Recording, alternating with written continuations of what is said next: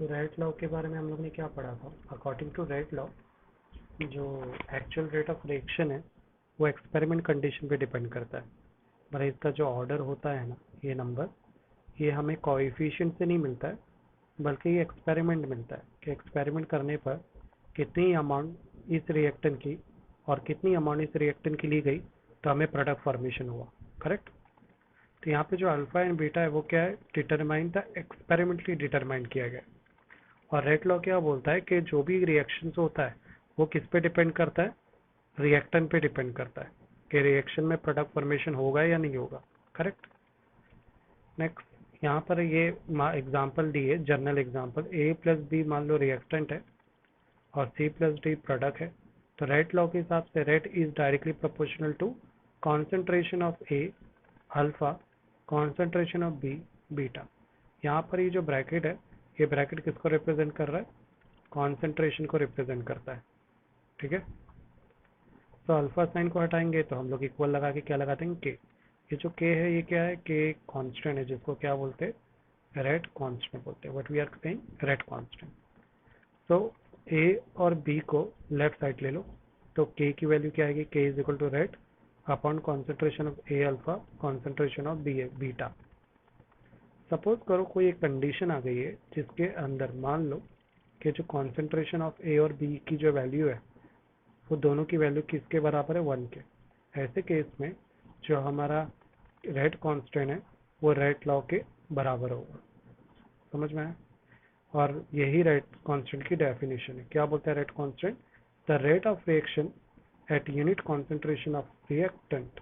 ठीक है, यूनिट मतलब जब कॉन्सेंट्रेशन ऑफ रिएक्टेंट का यूनिट 1 हो जाएगा तो रेट कांस्टेंट और rate of reaction, rate of reaction मतलब इसको रेट लॉ भी बोल सकते हैं या रेट ऑफ रिएक्शन भी बोल सकते हैं, वो उसके बराबर हो जाएगा। क्लियर है ये वाला part. Characteristic of rate of reaction, सारी बात है, के और रेट लॉ एक दूसरे पे निर्भर है। तो अगर ये बढ़ता है तो के भी साथ में बढ़ेगा, और अगर रेट ऑफ लॉ या रेट ऑफ रिएक्शन घटता है तो रेट कांस्टेंट भी साथ में डिक्रीज होगा। डिफरेंट रिएक्शन में जो के की वैल्यू डिफरेंट होती है, वो डिपेंड करता है, हर एक जगह पे ये केस काम नहीं करेगा। ये केस कब काम करेगा, जब कॉन्सेंट्रेशन जो भी रहेगा रिएक्टेंट उसकी वैल्यू क्या हो, 1। अगर वैल्यू 1 नहीं होगी तो उस हिसाब से जो के की वैल्यू है वो डिफरेंट डिफरेंट है। क्लियर। द वैल्यू ऑफ के change with change in temperature and catalyst. मैं यहाँ रुक रहा हूँ। हाँ ठीक। सेकेंड पॉइंट भी क्लियर होगा फिर सभी को। तो नेक्स्ट पॉइंट पे आते हैं। द वैल्यू ऑफ के change with change in temperature and catalyst. बोल रहा है कि के की वैल्यू कॉन्सेंट्रेशन पे तो निर्भर करेगी, उसके साथ टेम्परेचर पे भी निर्भर करेगी। अगर तुम टेम्परेचर या कैटालिस्ट का इस्तेमाल करते हो तो उस बेस पर जारी बात है इसका असर किस पे होगा, रिएक्टेंट पर, और इन पे असर होगा तो जारी बात है के पर भी असर होगा। तो यहाँ पर यही बोल रहा है साइंटिस्ट कि अगर के की वैल्यू चेंज होती है टेम्परेचर बेस पर, कैटालिस्ट बेस पर भी के की वैल्यू चेंज हो सकती है। लास्ट पॉइंट क्या बोल रहा था, rate constant is independent of concentration. मतलब क्या बोलने का है, अभी तो मैं खुद बोल रहा हूँ कि जो के है वो कॉन्सेंट्रेशन पर निर्भर करता हूँ, तो यहाँ पर ये कैसे बोल रहा है इंडिपेंडेंट है, तो अंदर ब्रैकेट में मेरे को कंडीशन लिखा है। अगर किसी कॉन्सेंट्रेशन ऑफ रिएक्टेंट की वैल्यू 0 हो, 0 ऑर्डर हो, तो उस वक्त जो रेट कांस्टेंट है वो कॉन्सेंट्रेशन पर निर्भर नहीं होगा। समझ में आया। तो ये थे कैरेक्टरिस्टिक रेट कांस्टेंट के। अब लॉ एंड ऑर्डर पे आते हैं। लॉ ऑर्डर को समझने के लिए हम लोग एग्जांपल लेते हैं रेट लॉ की। मान लो मुझे एक रिएक्शन दिया है जिसमें नाइट्रोजन 3 टाइम हाइड्रोजन की, हाँ मैं रिवाइज करा रहा हूँ फिर फट से आगे बढ़ जाएंगे, है ना। Nitrogen is 3 time react with hydrogen, it gives 2 time of ammonia. Correct. अब इसका रेट लॉ कैसे लिखेंगे, तो एकदम आसान है। Rate is directly proportional to reactant part, ये अपना रिएक्टेंट पार्ट है, तो N2 लिखने का, अल्फा लिखना है, H2 लिखना है, बीटा लिखना है ना। दिस अल्फा एंड बीटा को जब ऐड करेंगे तो जो वैल्यू मिलेगी, जारी बार एडिशन से जो भी वैल्यू होगी उस वैल्यू को क्या बोलते हैं, ऑर्डर बोलते हैं। तो ऑर्डर क्या होता है, द सम। सम का मतलब होता है ऐड करना। किसको ऐड करना है, the power of the concentration. Power मतलब इस कॉन्सेंट्रेशन पे जो पावर लगा है ना, इन पावर को क्या करना है, ऐड करना है। तो मैंने ऐड कर दिया यहाँ of the concentration of reactant. ये पावर कहाँ पे लगे हुए हैं, एक कॉन्सेंट्रेशन ऑफ रिएक्टेंट पे लगे हुए हैं। करेक्ट। तो वही लिखा हुआ है देखो, in the rate law expression, कहाँ पे ये है, रेट लॉ के एक्सप्रेशन में कॉन्सेंट्रेशन रिएक्टेंट है, is called order of that chemical reaction. उसी चीज को ऑर्डर कहते हैं।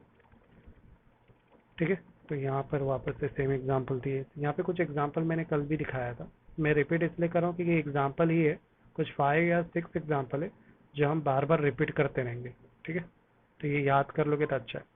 ज़्यादातर जितने भी डीकम्पोजिशन रिएक्शन होंगे ना, उनका ऑर्डर हमेशा क्या रहेगा, फर्स्ट ऑर्डर होगा। नहीं, यहाँ पर जो वैल्यू है वो क्या है, 1। इधर सेकेंड ऑर्डर का मतलब क्या है कि अल्फा की वैल्यू 1 है और बीटा की वैल्यू भी क्या है, तो यहाँ पे अल्फा आता है, यहाँ पे बीटा आता है, तो इसकी भी वैल्यू 1 है, उसके ऊपर भी पावर पे क्या लिखा हुआ है, 1। अब सवाल है कि अगर 1 है तो यहाँ शो क्यों नहीं किया गया, तो 1 की वैल्यू को शो करने की जरूरत नहीं है, वो अंडरस्टैंडेबल है, बरोबर, समझ जाते हैं। हाँ, अगर वैल्यू मोर देन 1 होगी तब हम शो करते हैं। 2 इधर 1 है तो देखो शो नहीं किया है, तो 2 + 1 कितना हो जाएगा। ऑर्डर कैसे निकालते, अल्फा प्लस बीटा, अल्फा कितना है 2, बीटा कितना है 1, तो टोटल वो कितना हो गया 3। इसलिए इसको क्या बोलते हैं, थर्ड ऑर्डर रिएक्शन। कैसे निकालते हैं, आप समझ में आ गया होगा। कभी कोई ऑर्डर जो आता है वो फ्रैक्शन भी आता है। ठीक है, अब ये जो नंबर्स हैं, जो भी नंबर यहाँ लिखे हुए वो सब एक्सपेरिमेंटली निकाले गए, हम नहीं कैलकुलेट करके पता, थ्योरेटिकली पता करना मुश्किल।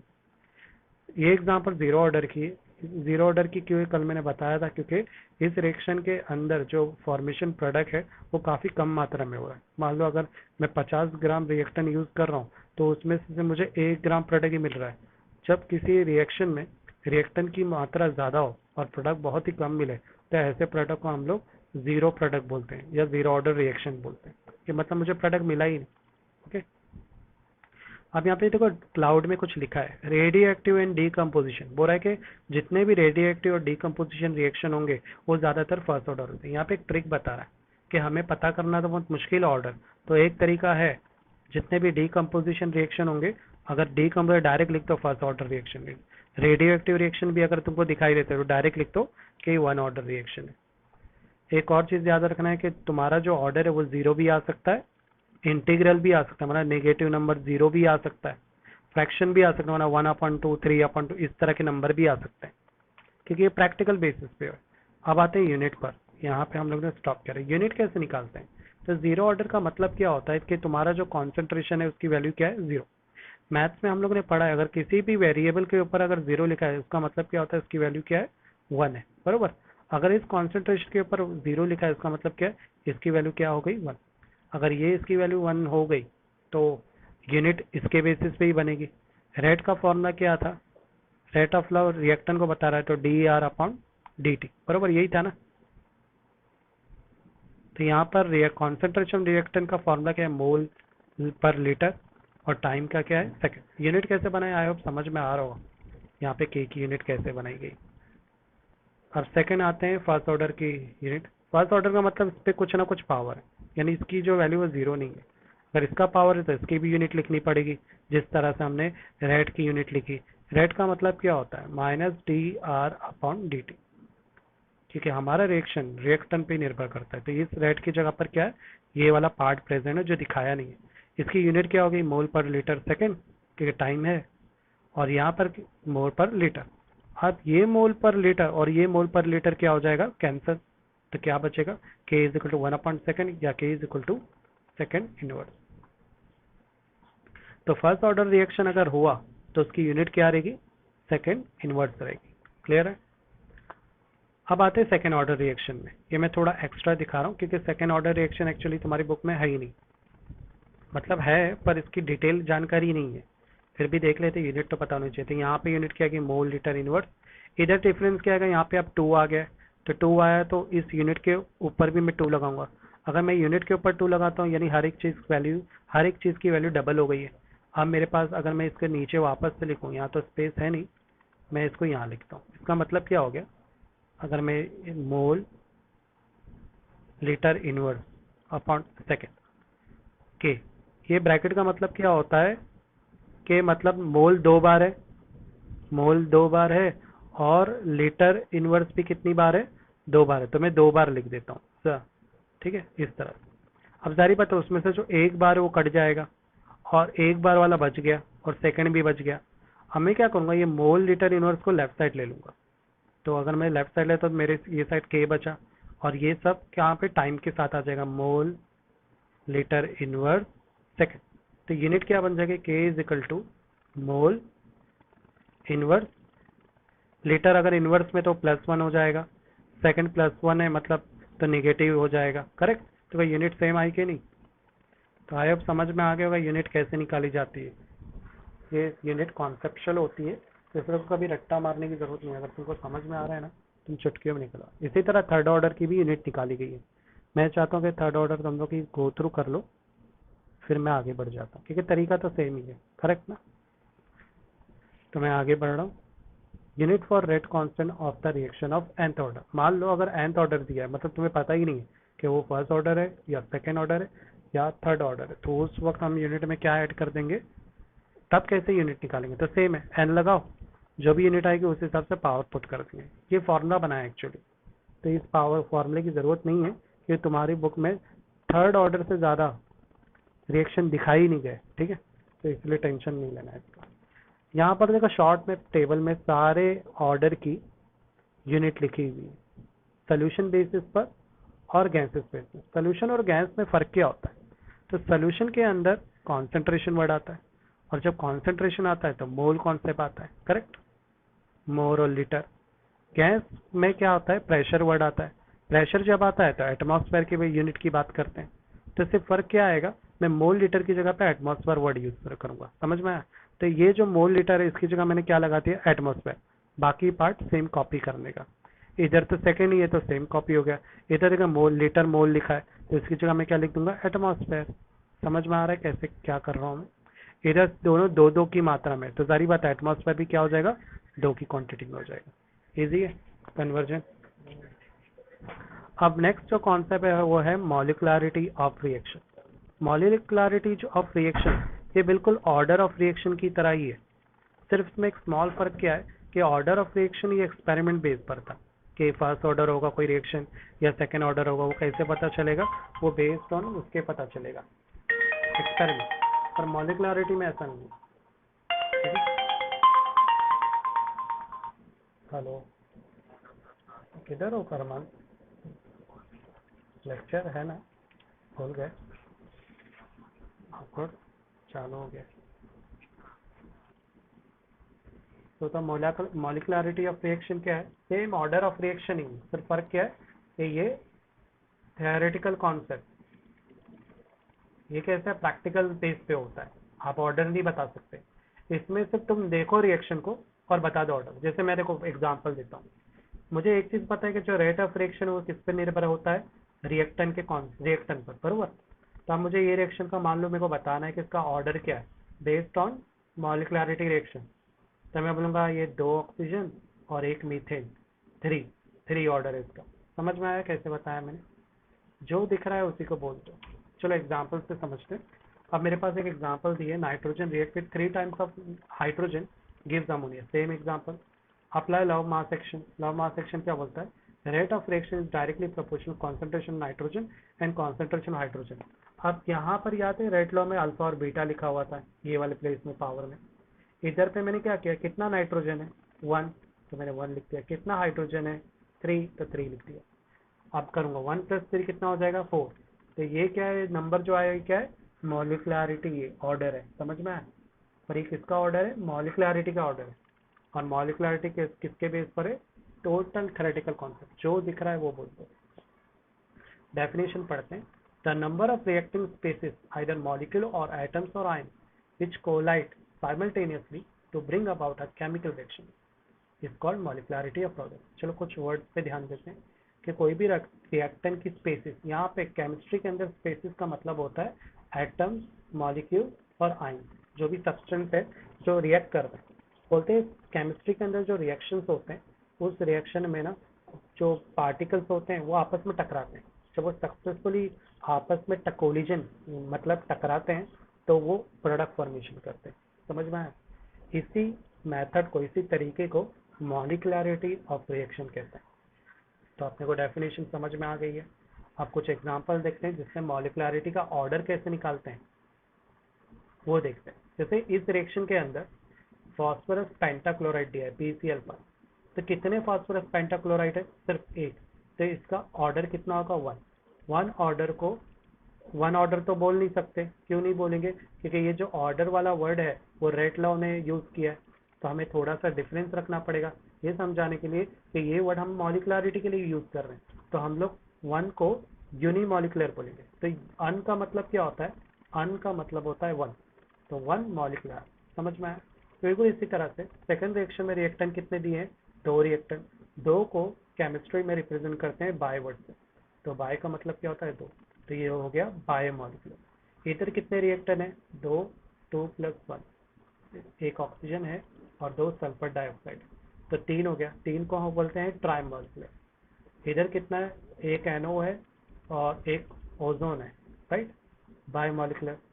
सिमिलरली कार्बन मोनोऑक्साइड और ऑक्सीजन 2+1 कितना हो गया, ट्राई मॉलिक्यूलर। यहाँ तो बहुत से, दो फेरिक क्लोराइड है और एक टिन क्लोराइड है, इसका ऑर्डर क्या हो जाएगा, ट्राई मॉलिक्यूलर। आई होप समझ में आ गया किस तरह से ऑर्डर निकाला जाता है मॉलिक्युलरिटी में, और लिखने का तरीका भी हमें समझ में आ गया। अब यहाँ पर एक कंडीशन दी है कि मॉलिक्युलरिटी ऑफ रिएक्शन कभी भी जीरो नहीं हो सकता, क्योंकि थ्योरेटिकल है, कोई रिएक्शन में रिएक्शन जीरो नहीं हो सकता। दूसरा, मॉलिक्युलरिटी ऑफ रिएक्शन में तुम्हें कभी भी वैल्यू नेगेटिव नहीं मिल सकती। दूसरा, मॉलिक्युलरिटी ऑफ रिएक्शन के अंदर जो ऑर्डर है वो 1/2 इस तरह से फ्रैक्शन में कभी नहीं आएगा। तो अब हम लोग यही समझते हैं कि ऑर्डर और मॉलिक्युलरिटी में फ़र्क क्या है, बहुत आसान है।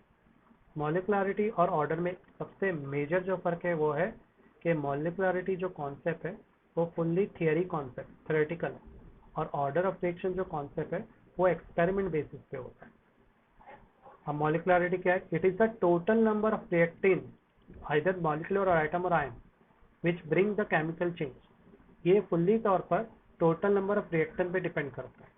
ये नंबर ऑफ रिएक्टेंट पे तो डिपेंड करता ही है, पर उनपे जो लगा हुआ पावर है ना, कितनी मात्रा में वो रिएक्टेंट लिया गया, वो ये उस पर भी निर्भर करता है। ये हमेशा वोल नंबर ही होगा, वोल नंबर मतलब जीरो नहीं, 1 से लेकर सारे नेचुरल नंबर। ये वोल नंबर भी हो सकता है, जीरो भी हो सकता है, और फ्रैक्शन भी हो सकता है। ये फुल्ली थियरी पे निर्भर करता है, ये एक्सपेरिमेंट के जरिए इसका ऑर्डर पता किया जा सकता है। It is a meaningful only for simple reaction, इसका इस्तेमाल आसान रिएक्शन के लिए करते हैं, या इंडिविजुअल, अगर कॉम्प्लेक्स रिएक्शन है तो उसको इंडिविजुअल स्टेप करके इसका इस्तेमाल किया जाता है, जिसके जरिए ओवरऑल कॉम्प्लेक्स रिएक्शन को समझा जाता है। मान लो कोई रिएक्शन बहुत मुश्किल है तो उसके समझने के लिए मॉलिक्युलरिटी का इस्तेमाल किया जाता है। अब आते हैं ऑर्डर पे। ऑर्डर का इस्तेमाल कहाँ पे होता है, तो ऑर्डर का इस्तेमाल सिंपल रिएक्शन में, और ये इंडिविजुअल स्टेप, मान लो कॉम्प्लेक्स रिएक्शन है तो हम लोग ऑर्डर ऑफ रिएक्शन का इस्तेमाल नहीं कर सकते, वहाँ पे ये काम नहीं कर पाए। फॉर एग्जाम्पल, एक मान लेते हैं कि दो गाड़ी चल रही है, एक ये रोड यहाँ से आ रही है, एक यहाँ से, और अचानक में इनमें टक्कर हो जाती है। टक्कर होने पर हमें पता है कि यहाँ पे बहुत सारी चीजें हैपनिंग हो रही। पहला चीज, टक्कर होने पे गाड़ी का आगे का डैम हो जाएगा, टायर फट जाएंगे, तो पेट्रोल का लीकेज शुरू हो जाएगा, कांच सारे टूट जाएंगे गाड़ी के अंदर, अंदर जो आदमी वो आगे के कांच से टकरा जाएगा, हो सकता है कि कुछ आदमी बाहर गिर जाए, जो अंदर और भी लोग बैठे हैं उनको भी जख्म हो जाएगा, हो सकता है डैम की वजह से उनका पैर फंस जाए, हो सकता है कि धीरे धीरे गाड़ी में आग भी लग जाए। तो मैं बोल सकता हूँ यहाँ पे बहुत कॉम्प्लेक्स चीज़ है, मतलब कुछ भी हो सकता है ऐसी कंडीशन में। बिल्कुल इसी तरह से केमिस्ट्री के अंदर जब कोई रिएक्शन में बहुत सारे रिएक्शन हो तो इसके अंदर साइमल्टेनियसली बहुत सारे कोलिजन होना शुरू हो जाता है। देखो, एक रिएक्टर का कोलिजन समझना ठीक है, पर मान लो मैंने एक ग्लास लिया, रिएक्शन को मैं कलर से समझाता हूँ, और उसमें मैंने 7 रंग डाल दिए। अब वो 7 रंग जब मिलेंगे तो तुम्हें दिखाई, कंफ्यूज हो जाओ कौन से रंग को देखूं मैं पहले, लाल को देखूं या ग्रीन को, सब आपस में फटाफट मिक्स होंगे ना। तो मान लेते हैं वो सारे कलर जो मिक्स हो रहे हैं वो कोलिजन हो रहे हैं, तो एक ही वक्त में बहुत सारे कोलिजन होते हैं ना, तो इनको समझना बहुत मुश्किल होता है, बरोबर। ऐसे वक्त में हम लोग इस्तेमाल करते हैं मॉलिक्युलरिटी का, और ऐसे वक्त में इस रिएक्शन को समझने के लिए हम रिएक्शन के टुकड़े कर देते हैं, मतलब कुछ स्टेप्स में डिवाइड कर देते हैं, इंडिविजुअल स्टेप, ताकि ये समझे कि ओवरली हैपन कैसे हुआ। जैसे मैंने एग्जांपल दिया ना, मान लो गाड़ी टकराई, तो अभी पुलिस को इन्वेस्टिगेशन करना है, तो कैसे इन्वेस्टिगेशन करेगी, पहले हादसा कैसे हुआ, शायद एक ने सिग्नल तोड़ा होगा तभी ये गाड़ी इससे टकराई तो ठीक है, टकराने में कैसा कोलिजन हुआ, तो ये स्टेप बाय स्टेप इन्वेस्टिगेशन हो रही है, बरोबर। तो केमिस्ट्री में भी हम लोग पुलिस की तरह step by step chemical reaction के इक्वेशन की स्टडी करेंगे। समझ में आया। तो complex and elementary reaction, complex तो समझ में आ गया तुम्हें। एलिमेंट्री क्या होता है, जैसे अगर मैं इस पिक्चर की एग्जांपल दूं, तो हम लोग अगर किसी बॉडी की भी स्टडी करते हैं तो वन बाय वन करेंगे। जैसे आइस की स्टडी कर रहे हैं तो आइस क्या है, कैसे बनी, वगैरह वगैरह। तो एलिमेंट्री मतलब सिंगल एक एक चीज़ की स्टडी करना। मैकेनिज्म का मतलब क्या होता है, उसके हर एक पार्ट की स्टडी करना, स्टेप बाय स्टेप डिटेल देखना, बनावट कैसी हुई है। बिल्कुल इसी तरह से हम रिएक्शन का भी इसी तरह से स्टेप देखेंगे। इंटरमीडिएट भी देखेंगे। इंटरमीडिएट क्या होती है, तो इंटरमीडिएट को समझाने के लिए मैं कैटलिस्ट का वर्ड यूज करूंगा। कैटलिस्ट क्या होता है, तो बोलते किसी रिएक्शन में मान लेते ये जो एक्ट है वो कैटलिस्ट है। तो रिएक्शन में वो शुरुआत में क्या होता है, कैटलिस्ट एब्जॉर्ब हो जाता है, राइट, प्रोडक्ट के साथ। और जब प्रोडक्ट फॉर्मेशन होता है तो वो बाहर वापस से बाहर निकल जाता है। तो कैटलिस्ट का बिहेवियर कैसा होता है, स्टार्टिंग में बिल्कुल इसी तरह है। उसका काम क्या है कैटलिस्ट का, रिएक्शन की स्पीड बढ़ाना, करेक्ट। तो कैटलिस्ट क्या करता है शुरुआत में, जैसे मान लो कि रिएक्शन एक्चुअली तुम हो और बस मान लो कैटलिस्ट है, तो तुम बस में बैठे, तो अब तुम बस का हिस्सा हो गया। तो बस ने तुमको तेजी से तुमको अब तुम्हारे डेस्टिनेशन तक पहुंचा दी। मान लो स्टेशन से बैठे, तुम अपने घर पे पहुंचे। जैसे तुम बस से उतरोगे तो बस से उतरने पर अब तुम बस का हिस्सा नहीं हो, तुम अलग हो चुके हो, बरोबर। तो बस ने क्या हेल्प की, तुम्हारी स्पीड बढ़ाई। कुछ देर तक वो तुम्हारा हिस्सा बनी थी, पर जैसे ही तुम फाइनल डेस्टिनेशन पहुंचे, मान लो फाइनल डेस्टिनेशन तुम्हारा क्या है, प्रोडक्ट है, तो वो आपस से क्या हो गए, बाहर निकल गए। इसको बोलते हैं कैटलिस्ट। तो कैटलिस्ट स्टार्टिंग में कंज्यूम होता है और बाद में रिलीज होता है। इसी का जो उल्टा होता है उसको इंटरमीडिएट बोलते हैं। साइंटिस्ट लोग कभी इस पर इंटरेस्ट नहीं लेते, क्योंकि बोलते हैं कि जो इंटरमीडिएट है वो बहुत छोटी मात्रा में रिलीज होता है। ये उल्टा काम करता है। ये क्या होता है, जब रिएक्शन होता है ना तो इंटरमीडिएट रिलीज होता है, और जब प्रोडक्ट फॉर्मेशन होता है ना तो इंटरमीडिएट वापस से प्रोडक्ट के साथ मिक्स हो जाता है। ये कैटलिस्ट के उल्टा बिहेवियर करता है। जैसे कैटलिस्ट स्टार्टिंग में मिक्सअप होती है तो इंटरमीडिएट शुरुआत में बाहर आ जाता है, समझ में आया। और जब प्रोडक्ट फॉर्मेशन होता है तो वापस वो कंज्यूम हो जाता है। हम लोग एग्जाम्पल से समझेंगे इसको, बेटर अच्छे से समझ में आएगा। यहाँ पर एक एग्जाम्पल दिए, 2NO plus 2H2 give me N2 plus 2H2, correct. अब इसको स्टेप बाय स्टेप करते हैं। एक्चुअली ये कॉम्प्लेक्स रिएक्शन मान लेते हैं, तो स्टेप बाय स्टेप का स्टेप 1 में हो सकता है कि जो नाइट्रोजन ऑक्साइड है वो एक हाइड्रोजन के साथ रिएक्ट कर रहा होगा, तो नाइट्रोजन और हाइड्रोजन पर ऑक्साइड बना रहा होगा। फिर ये हाइड्रोजन पर ऑक्साइड, टोटल 2 हाइड्रोजन है ना, तो हमने हाइड्रोजन को 2 हिस्से में डिवाइड कर दिया। फर्दर हाइड्रोजन के साथ रिएक्ट करके वाटर मॉलिक्यूल बना रहा है, ठीक है। तब देखो मैंने दोनों प्रोडक्ट को इंडिविजुअल दिखाया, एक प्रोडक्ट क्या है, एक प्रोडक्ट क्या है। अब जरा रिएक्शन में देखते हैं कैटलिस्ट क्या है। तो कैटलिस्ट क्या होता है, जो स्टार्टिंग में कंज्यूम है बाद में रिलीज होता है। कैटलिस्ट तो नहीं दिख रहा है, पर यहाँ पर एक दूसरी चीज दिख रही है, जो फर्स्ट स्टेप के रिएक्शन में रिलीज हुई है और सेकंड स्टेप के रिएक्शन में कंज्यूम होकर प्रोडक्ट फॉर्म कर रही है। तो ये क्या चीज होगी, इसको बोलते हैं इंटरमीडिएट। समझ में आया? ये बिल्कुल कैटलिस्ट के उल्टा है, काम कर रही है। क्लियर है सभी को? हेलो, तो इंटरमीडिएट समझ में आया? ओके। अब कॉम्प्लेक्स रिएक्शन में रूल क्या होता है, जो चीज़ रिपीटेटिव होती है उसको ऐसे कैंसिल कर देने का, और जो चीज़ नॉन रिपीटेटिव है उसको लिख देने का। तो हमें क्या मिलेगा, अपना फाइनल रिएक्शन मिलेगा। अच्छा, कॉमन चीज़ को कैसे काट सकते हैं, रूल भी है। अगर अपोजिट में तो ही कैंसिल कर देगा, अगर दोनों सेम जगह पे तो काट नहीं सकते, उनको ऐड करना पड़ेगा। अंडरस्टूड? तो ये दोनों साथ में इसलिए इसको ऐड करेंगे तो 2H2 हो जाएगा, यहाँ 2NO मिल गया, प्रोडक्ट में N2 प्लस 2H2। समझ में आया? तो ये स्टेप। अब सेकंड चीज, साइंटिस्ट क्या बोल रहा है कि जो फर्स्ट स्टेप रिएक्शन है ना, पहला वाला रिएक्शन स्लो है। तो जो रिएक्शन स्लो होता है, साइंटिस्ट बोलते हैं वही रिएक्शन पूरे overall of rate of reaction को बताता है कि रिएक्शन होगा या नहीं होगा। इसलिए इस रिएक्शन को RDS बोलते हैं। RDS का फुल फॉर्म क्या होता है, रेट डिटरमाइनिंग स्टेप। तो RDS क्या है, वो रिएक्शन इक्वेशन जहाँ पर रिएक्शन सबसे स्लो हो रहा है। तो ये रिएक्शन ही बताएगा कि तुम्हारा रिएक्शन होगा या नहीं होगा, या प्रोडक्ट फॉर्म होगा कि नहीं। सेकंड स्टेप फास्ट रिएक्शन होती है, ठीक। इन ईच इंडिविजुअल रिएक्शन को एलिमेंट्री रिएक्शन बोलते हैं। तो ये एक स्टेप हो गई, तो एक स्टेप को क्या बोलेंगे, एलिमेंट्री रिएक्शन। ये सेकंड स्टेप, इसको बोलेंगे सेकंड स्टेप एलिमेंट्री रिएक्शन। यहाँ पर H2O2 क्या है, अपना इंटरमीडिएट है। क्लियर है? अब सारे पार्ट तुम लोग को समझ में आए होंगे, हर एक पार्ट क्या क्या है। काफी इजी कॉन्सेप्ट है। अगर मेरे को इसका रेट लॉ लिखना है तो रेट लॉ कैसे लेंगे, R इजिकल टू के NO2 H2, अगर वो भी 2 है तो यहाँ 2 लिख देंगे। समझ में आया? क्योंकि मॉलिकुलरिटी बेस है ना, तो जो ऑर्डर दिख रहा है वही लिख देने का। एक और एग्जांपल यहाँ पे लिए, ठीक है। एक मिनट में इसको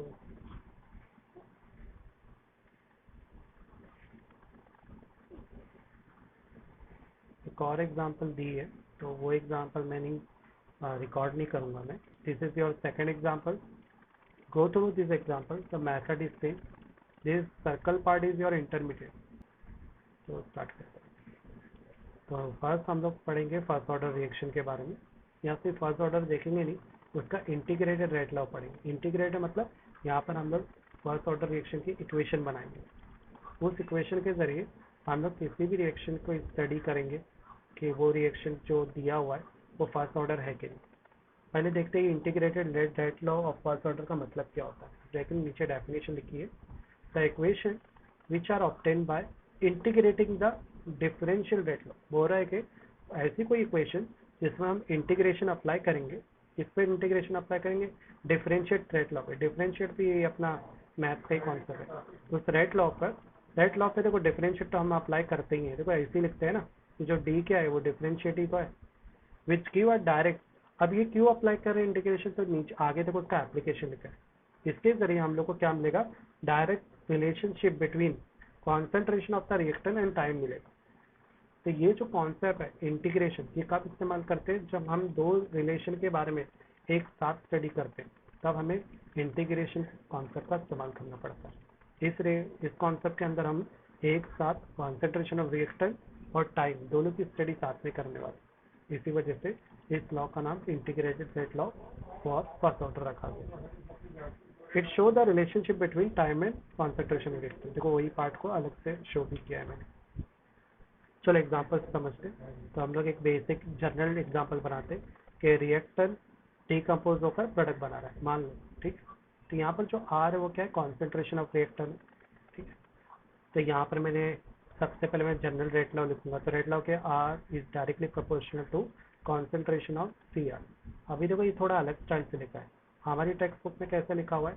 are is directly proportional to concentration of A N. Correct. ये अपनी टेक्स्ट बुक का स्टाइल है. एक मिनट मैं जरा इसको स्टॉप कर देता हूँ. इसमें मैं और करके मैंने एक्चुअल सिंबल दिखा था जो हमारी बुक में.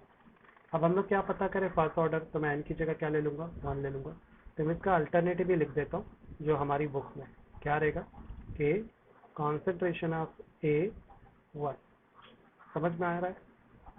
तो ये हमारी बुक का स्टाइल है. तो मैंने क्या किया है, सिर्फ ये जो कॉन्सेंट्रेशन सी आर है ना हमारी बुक में इसकी जगह पर ये वाला अल्फ़ाबेट यूज़ किया. ओके. सपोज अगर एग्जाम में आ गया और तुमने ये सिंबल लिख दिया तो क्या होगा?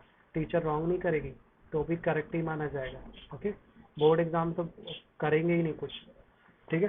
तो ऐसा टेंशन मत लो कि ये सर सिंबल लिखो या ये.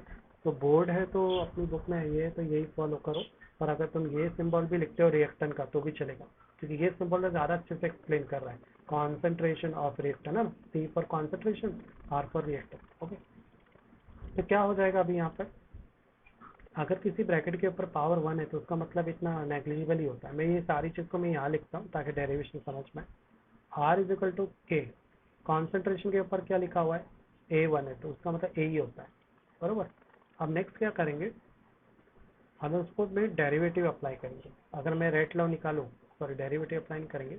ये आर का वैल्यू क्या है? रेट ऑफ रिएक्शन का minus D A upon D T. Correct. और राइट वाला चीज़ मैंने एज इट इज लिख दिया.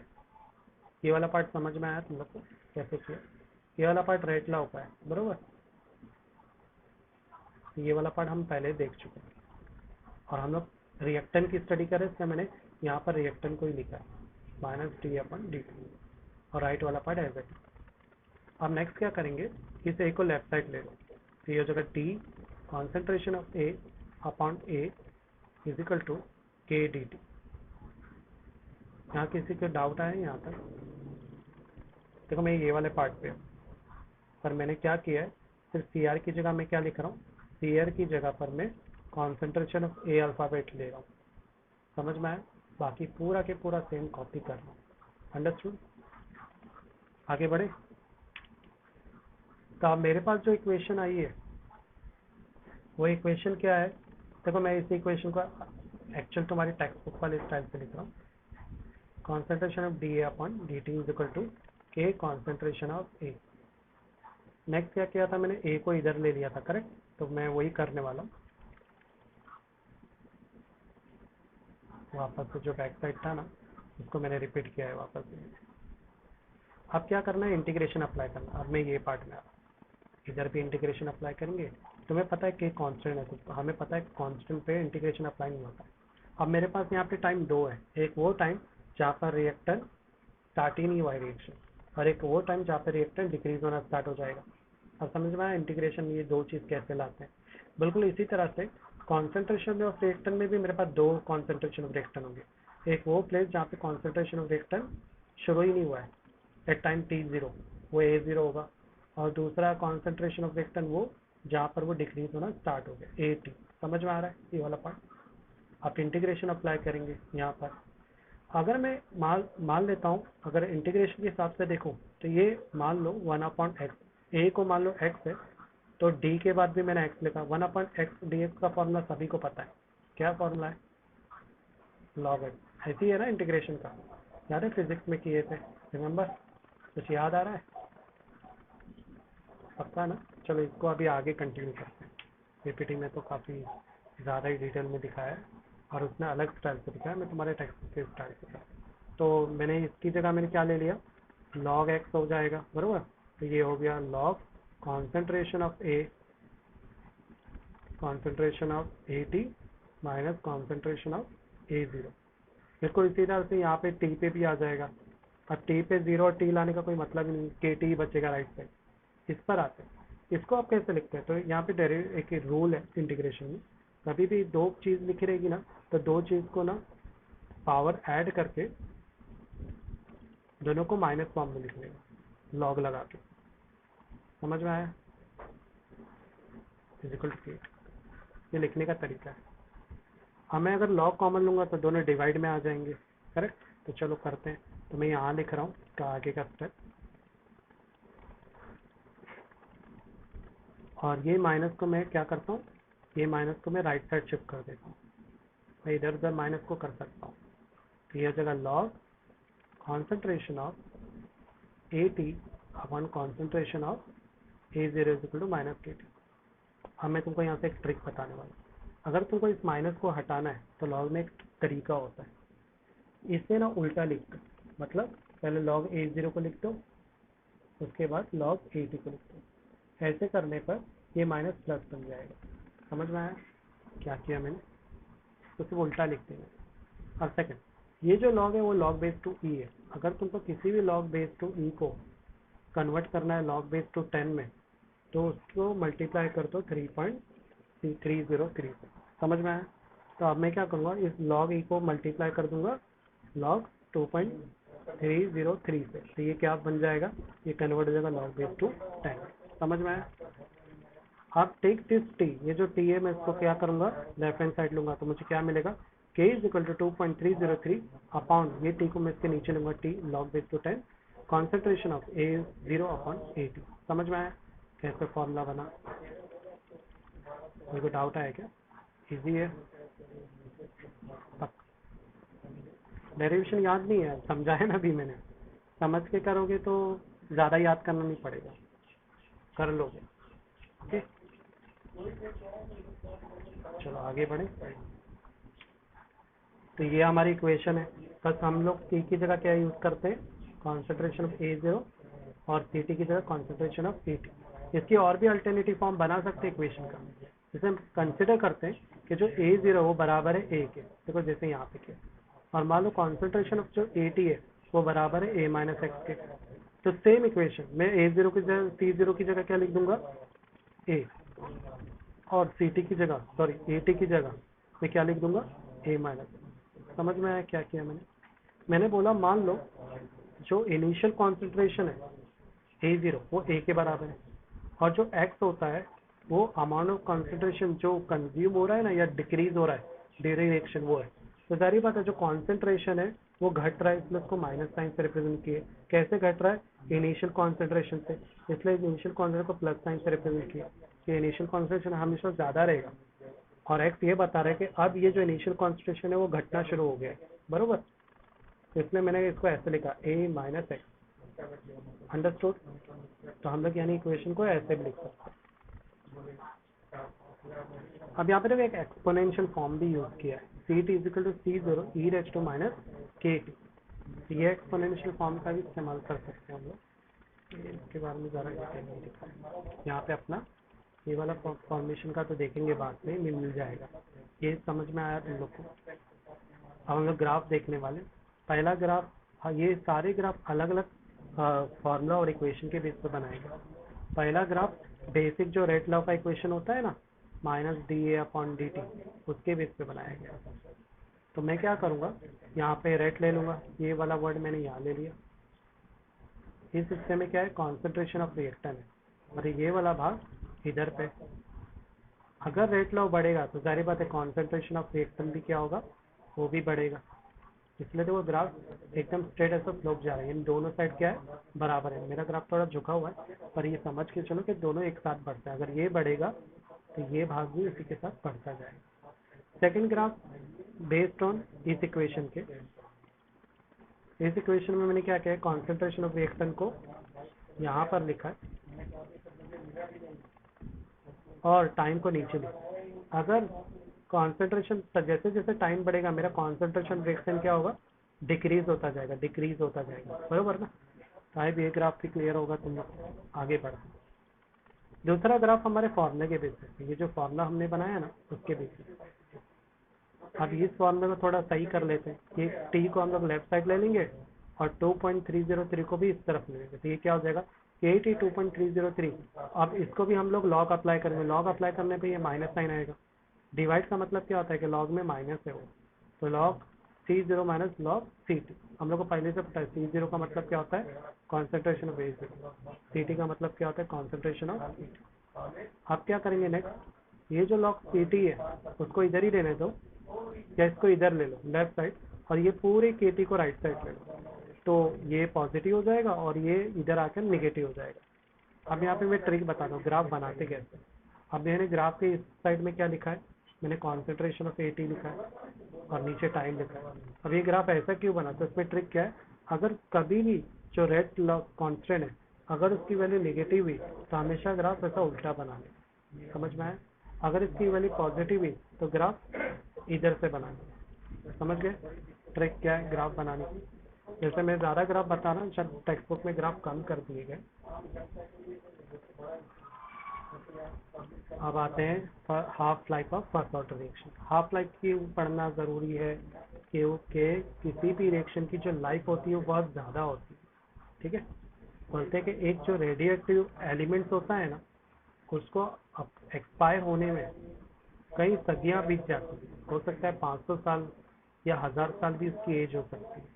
तो ऐसे में क्या करते हैं साइंटिस्ट लोग ने एक ट्रिक निकाला है, जो कि उसकी लाइफ स्केल बहुत ज़्यादा है, तो वो लोग एक ट्रिक निकालते हैं जिसको क्या बोलते हैं, हाफ। अब जैसे 500 का आधा क्या होगा, 250 है। अब हाफ क्यों कर रहे हैं, अब समझ में आ गया, क्योंकि उसकी हाफ लाइफ भी बहुत ज़्यादा होती है, तो हाफ लाइफ से उनको समझना थोड़ा आसान हो जाता है, समझ में आया। तो हाफ लाइफ क्या है, सिंपल, किसी रिएक्शन का हाफ टाइम। किसी अरे क्योंकि फुल टाइम में उनका जो ईयर है बहुत ज़्यादा बढ़ जाता है ना। जैसे अगर मैं बोलूँगा मान लो एक रेडियो एक्टिव एलिमेंट है, तो उसकी जो फुल लाइफ है वो 1000 ईयर है, तो ये ज़्यादा हो गया, क्योंकि 1000 ईयर के रेडियो एक्टिव एलिमेंट को ख़त्म होने में बहुत टाइम लग जाएगा, बरोबर। तो अगर मुझे के उसके बोलते हैं ना डिस्पोज या एक्सपायरी को समझना है, तो मुझे उसके हाफ ईयर को समझना होगा। हाफ ईयर से वो कितना यूज़ होके कितना ख़त्म हो चुका है उसको समझना इजी होगा। जैसे देखो नीचे एग्जाम्पल,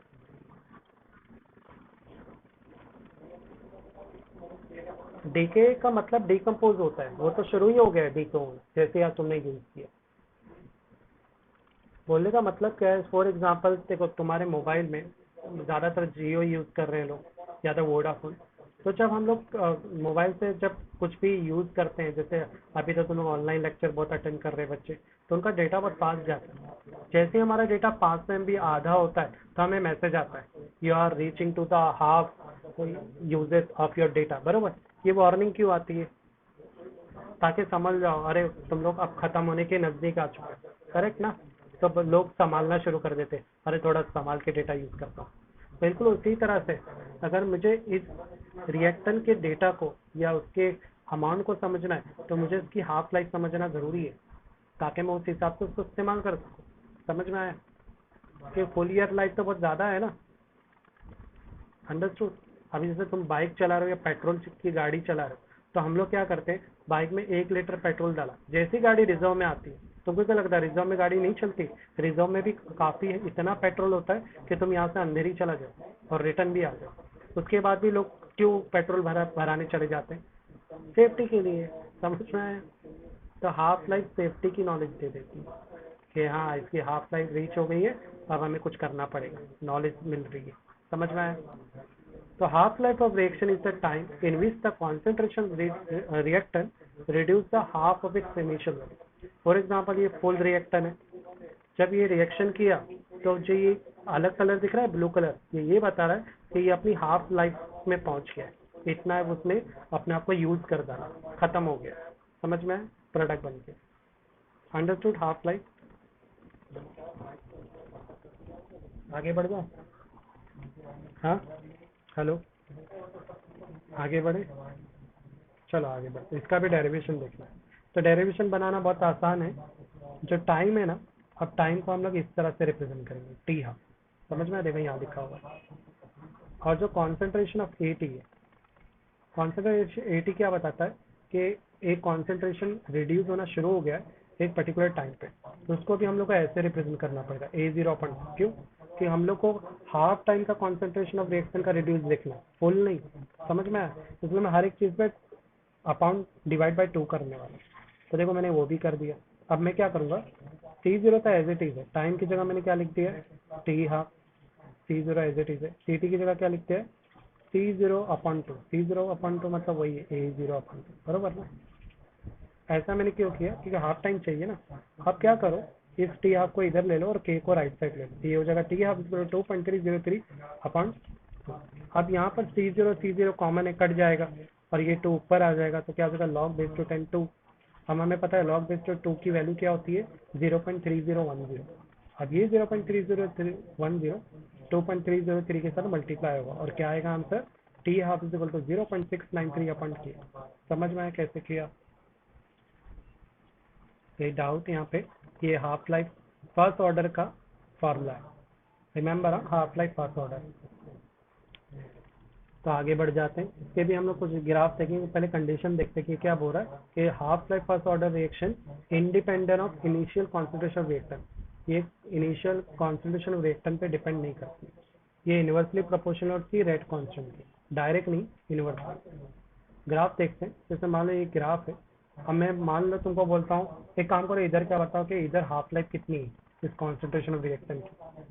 जैसे होता है ना 1/2, मैं बोलूँगा 1/2 का भी हाफ बताओ, तो तुम बोलेंगे सर 1/2 का हाफ 1/4 होता है। मैं लोगों 1/4 का भी हाफ बताओ, तो तुम बोलेंगे सर 1/4 का हाफ ही 8 होता है। तुमने एक स्टोरी भी सुनी होगी, जैसे घर में मान लो 8 लोग हैं और तुम्हारे को वाटरमेलन मिलता है, ठीक है। अब तुमको 8 लोग हैं तो तुमको वाटरमेलन के भी कितने हिस्से करने पड़ेंगे, 8 हिस्से, बरोबर ना? अब ये याद रखो, वो जो 8 हिस्से, उन 8 लोगों के हिसाब से आधा आधा हिस्सा ही हुआ, करेक्ट ना? अंडरस्टूड? थोड़ा कंफ्यूजन जैसा लग रहा है ना, उनके हिसाब से आधा आधा ही हुआ कि सबको इक्वली डिस्ट्रीब्यूशन हुआ है ना। तो कभी कभी हाफ लाइफ हाफ का भी हाफ होती है, हाफ लाइफ भी देख सकते हैं किसी चीज। अंडरस्टूड? चलो आगे बढ़ते हैं। First order reaction and 3/4 life. तो फर्स्ट ऑर्डर रिएक्शन हम लोग ने देख लिया, उसकी 3/4 लाइफ, ये जो पार्ट है ये सीबीएसई का पार्ट है, ठीक है। तो मैं ये नहीं पढ़ाऊंगा क्योंकि नीट और इंट्रेंस एग्जाम के लिए अधिक जानकारी के लिए तुम लोग इसको गो थ्रू कर सकते हो। मेथड पैटर्न पूरा सेम है, क्लियर? फिर क्या किया, कितनी लाइफ चाहिए हमें, 3/4 लाइफ चाहिए, करेक्ट। तो 3/4 है तो टी की जगह 3/4 ले लेंगे और कॉन्सेंट्रेशन के नीचे क्या लिखेंगे, 4 लिख देंगे। समझ में आया? हर चीज़ वही है, सिर्फ वे ऑफ रिप्रेजेंटेशन अलग है। इसी तरह से हम एन फ्रैक्शन की भी लाइफ पता कर सकते हैं। अब differentiate rate law of zero order reaction देखते हैं। अब हम लोग पहले क्या देखे, हम लोग ने फर्स्ट ऑर्डर, करेक्ट। अब इसके बाद क्या देखने वाले हैं, जीरो ऑर्डर रिएक्शन देखेंगे। तो जीरो ऑर्डर रिएक्शन क्या बोलता है? The reaction whose rate is independent of the reactant concentration and remain constant throughout the course of reaction। जरा इसको समझते हैं। जीरो ऑर्डर ये बोल रहा है कि जो रेट है वो रिएक्टेंट के कॉन्सेंट्रेशन पे डिपेंड नहीं करता है। रेट लॉ क्यों? क्योंकि इस पे कॉन्सेंट्रेशन क्या होता है? जीरो होता है ना। अगर जीरो तो इसकी वैल्यू गायब हो जाएगी ना। समझ में आया? तो इसी वजह से ये क्या बोलते हैं, इंडिपेंडेंट है कॉन्सेंट्रेशन रिएक्शन में, और इसकी जो वैल्यू थ्रू आउट पूरे रिएक्शन में कांस्टेंट होती है। तो जरा इसको फटाफट देख लेते हैं, क्योंकि अगर तुमको फर्स्ट ऑर्डर समझा तो ये भी फटाफट समझेगा। तो रिएक्टेंट से प्रोडक्ट मिला, पर प्रॉब्लम है कि यहाँ पे जो मेरा रिएक्टेंट है वो जीरो इसकी वैल्यू, तो आर और के बराबर हो जाएगा, बराबर। अगर आर और के बराबर होता है तो मुझे यही वैल्यू मिलेगी। नेक्स्ट, मुझे पता है आर की वैल्यू क्या होती है, minus D C R. D C R को हम लोग नॉर्मल कैसे लिखेंगे अपने टेक्स्ट बुक के हिसाब से, ऐसा, बराबर, D A upon D T, correct. R या यही याद कर लो तो भी कोई प्रॉब्लम नहीं। तो मैं क्या करूँगा, इस आर की जगह पर मैं ये वैल्यू पुट कर दूंगा, correct. T C R upon D T is equal to k. Next, अभी इक्वेशन बनाना शुरू करते हैं। तो सेम चीज़ करेंगे, ये डी टी को मैं राइट साइड ले लूंगा, तो ये जगह minus D C R upon D T. Next क्या करना है, इंटीग्रेशन अप्लाई करेंगे। तो यहाँ पे मेरे पास कॉन्सेंट्रेशन एक शुरुआत में जीरो था और एक पर्टिकुलर टाइम में वो डिक्रीज होना शुरू हुआ। इसी तरह टाइम भी मैं जीरो टी लूंगा। अब यहाँ पर के तो कांस्टेंट होता है तो उसको आउट करेंगे, और डी टी क्या मिलेगा, मुझे टी मिलेगा। इसका पे भी इंटीग्रेशन अप्लाई करेंगे, तो इस पे इंटीग्रेशन अप्लाई करेंगे तो क्या मिलेगा, सी आर मिलेगा, सी टी अपन सी जीरो।